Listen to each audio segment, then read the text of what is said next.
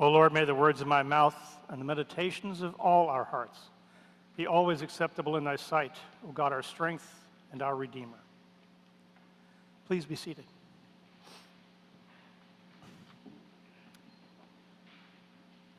The focus of today's gospel is a meal on the Sabbath, supposedly in Galilee, since that's where Jesus lived. And it turns out to be appropriate for a day celebrating tolerance and pride. But then again, it didn't get written or heard for at least a generation or two after Jesus' death. And much more to the point, it was written and heard only a few years after that huge war between the Jewish peasantry and the mighty Roman Empire. Final score, Rome everything, peasants zero. That's the context that it's shaped everyone's lives by then for many years. And the aftermath of that war left things in sorrier shape than they were before, if that's even possible. And that's where we need to begin today. Now, I've done one thing to the gospel reading that the old lectionary committee would never have wanted. I added the context they were hoping that you and I would overlook. It's the part about the man with dropsy. Today we call it edema, or swelling of the limbs and joints. Adding that back in harmonizes this reading with the one about the woman with the twisted body that you heard, I think, last week. And that harmony is not just interesting, but vitally important for the messages that people were supposed to hear almost 2,000 years ago. Now, superficially, this is a story about honor versus righteousness. In societies of the time, honor defined your status in life, especially for men. The Pharisees have invited Jesus to dine with them at one of the 3 meals that are customary for the Sabbath. Apparently, he's accepted. In the lectionary version, the Pharisees were watching him closely to see where he would sit and what level of social honor he would assume for himself. With all those important people coming to the meal, maybe they'd be able to see how he'd react to being asked to sit at a lower position, further away from the leader's place at the head of the table. Spoiler alert, we don't know what he did. Read that as clue number 1. This passage has nothing to do with honor or righteousness. Now, it's worth noting a couple of things about the Pharisees, both in Jesus' own time as well as after that great war. Before the war, when the Jews still had a temple, those running the temple assumed that everything Jewish was based there. It was supposed to be God's home. It was to be served by priests and officers whose job it was to maintain their nation's connection with God. In short, to keep God happy. The very upper crust in Jewish religion and society belonged to the priesthood, from the high priest on down, and to their wealthy political and aristocratic allies, the Sadducees. You've heard of them. The Pharisees occupied a somewhat lower place in Jewish society, but nonetheless an important one for Judaism. Their focus was always about strictly keeping to the Torah laws and requirements for things like purity, as well as, and this was important after the temple was destroyed, recommending interpretations of the law to better reflect life in different times and locales. I think every generation needs somebody to interpret things as we go along. And not being quite at the same level of snobs that the Sadducees were, they also had loose ties to some of the more marginalized groups, like the rabbis, setting examples for them, sending the message that God wants everyone, even the poor, to follow God's laws. When the temple was destroyed in the year 70, the priests and the Sadducees were kicked out with no place to go and be important anymore. They largely faded into wealthy obscurity. Having supported Roman rule to the hilt all those years meant they wouldn't suffer at any rate, not like everyone else. So that brings us back to today's gospel reading. It's one of several that are similar, all trying to make roughly the same point. But Luke's gospel was also written during the time when Christianity was still small in numbers, and it already shifted from trying to draw Jews away from the synagogues to become followers of Jesus. They were finding him other places. Jerusalem was mostly a memory for those who had lived there and who are now scattered far and wide. And where those who escaped the Roman slaughter settled was far more cosmopolitan, a rich mixture of cultures, languages, and religions. And this new cosmopolitan world that the early Christianity faced presented big problems. I think I can give a good example of what was going on with a visual aid. Now, some of you have already seen this, and I will have it with me at the door when we're all done here today so that you can have a better look. It's kind of small. Now, you might have trouble seeing it, of course, so let me describe it.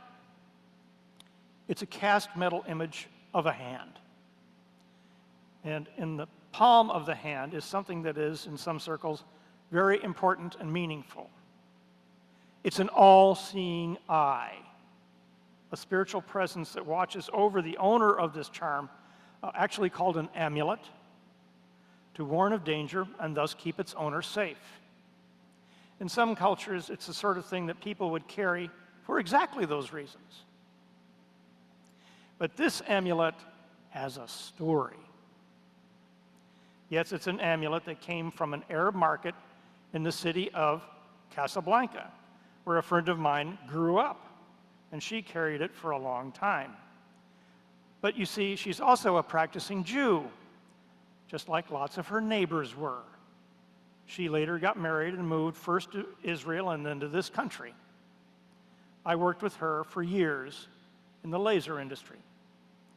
And when my wife Eileen was laid off from Lockheed some years ago, this woman, Alice is her name, she ran to her purse, disconnected it, brought it to me, and gave it to me, and gifted it, therefore, to Eileen to help guide her in her job search. It went from its Arab creator to a practicing Jew to a baptized Christian. Now, whether or not any of the people involved in this story believe in the magic that this amulet represents is neither here nor there. What is important is the cosmopolitan nature of how people have always practiced their spirituality when they live in places where what folks believe is all over the map. And if you think that Christianity replaced all of that, you would be quite wrong. Paul and virtually all of what were called early so-called Christian fathers, church fathers, who essentially invented Christianity, believed in things like this amulet and understood how powerful they could be to the people who used them. It's just that in the final analysis, the Christian bigwigs claimed that they were evil because the spirits they communicated with were beneath their monotheistic God and Jesus. They warned people not to use them, not because they thought they were useless, but because they feared the competition, especially in the very complex worlds that Christianity inhabited once Jerusalem and the temple were destroyed. Like virtually everything in the Gospels, this passage can be read in at least two different ways.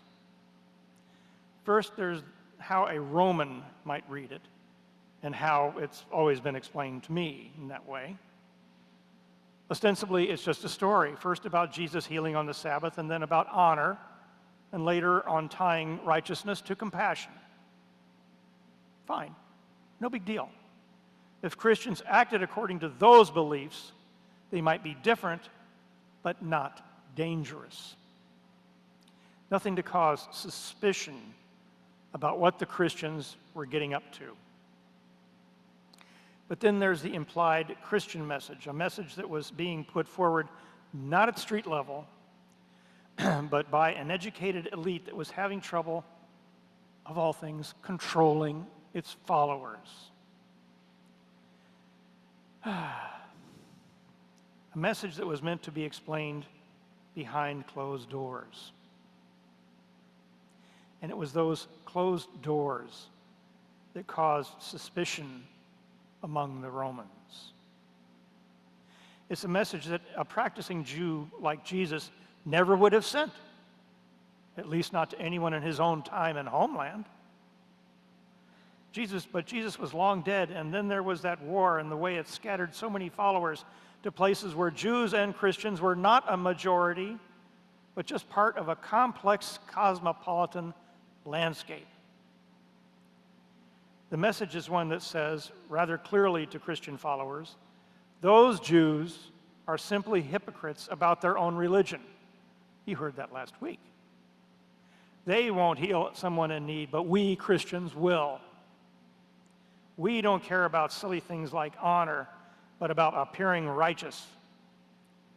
Suddenly, Jesus is no longer a Jew, but a Christian apologist quoting church leaders in ways that reject Judaism.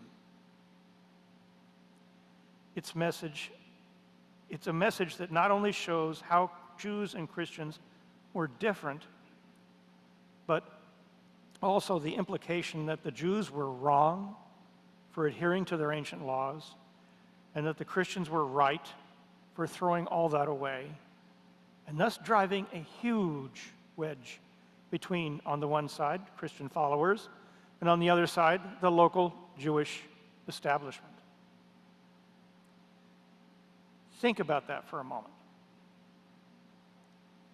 The Mediterranean world was a big melting pot of nationalities and religions, all living and working together.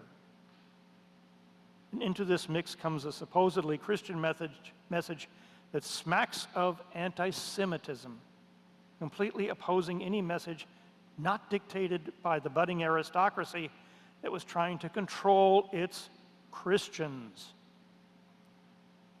In such a setting in which religion and spiritual practices were fluid, complex, and mixed, the message is what we today call intolerance. From a Roman point of view, such intolerance could only breed turmoil, which is why the Romans normally tried very hard to be more or less tolerant of the wildly cosmopolitan religious mix of their Mediterranean empire. Christianity turned out to be the exception because they did cause trouble. In the 2nd century of the Common Era, simply admitting to being a Christian was grounds for immediate execution in some parts of the empire, largely due to the turmoil they caused. I doubt you were expecting a sermon outing early Christianity as intolerant or divisive, but it is true. And as legacies go, this one never went away. Back then, it was used as a way of controlling the beliefs of Christian followers who might have otherwise been more accepting and more open to what their neighbors and friends got up to. Christianity was searching for ways to differentiate itself as much as possible from Roman civic life and religion. But the benefits of turning one's back on all of that and becoming a Christian came with the cost of complete obedience to the messages of the Christian hierarchy. Today, Christianity itself has splintered into many pieces, some of which still use messages of intolerance to draw in new members. That war that the Jews fought with Rome wasn't about religion as such, but about injustice and oppression. The Torah reminds Jews to welcome and care for aliens and strangers, since they were once counted among those groups in Egypt and elsewhere. And as a Jew whose followers were probably mostly Jews, Jesus was unlikely in the extreme to have presented such a message, even to the Pharisees in his own day. The steep uphill battle that Christians faced after that war required their leadership, even from folks like Paul, to grow their numbers by offering things that the Romans couldn't offer, but made membership dependent on full, unwavering belief in what they were told, even in the face of certain and immediate death. It was that requirement that caused many early Christians to abandon the faith until the death threats had passed, something that also caused huge rifts among believers, even long after Constantine. I should mention parenthetically that the age in which there were more Christians persecuted than any other age started after Constantine accepted Christianity. This leaves us on this Sunday morning in a place few of us ever thought existed. As Christians, we're instructed to suspend all our doubts and simply believe what we've been told. That works as long as the messages we hear come from the Roman version of how we read the teachings in the New Testament. But having doubts is not the same thing as weakness. It is our doubts that drive us to search for strength, not acquiescence. If you take anything away from this sermon, I hope it at least includes the idea that in the years after that war between Rome and the Jewish nation, Christianity was fighting for its life, unlike now. And it should be up to us to decide in our minds, our hearts, and our consciences which messages it will leave for the generations that will hopefully come after us. Yes, we have the Gospels, but how we seek the truth in them is always up to us, even when the truth isn't what we expected. Amen.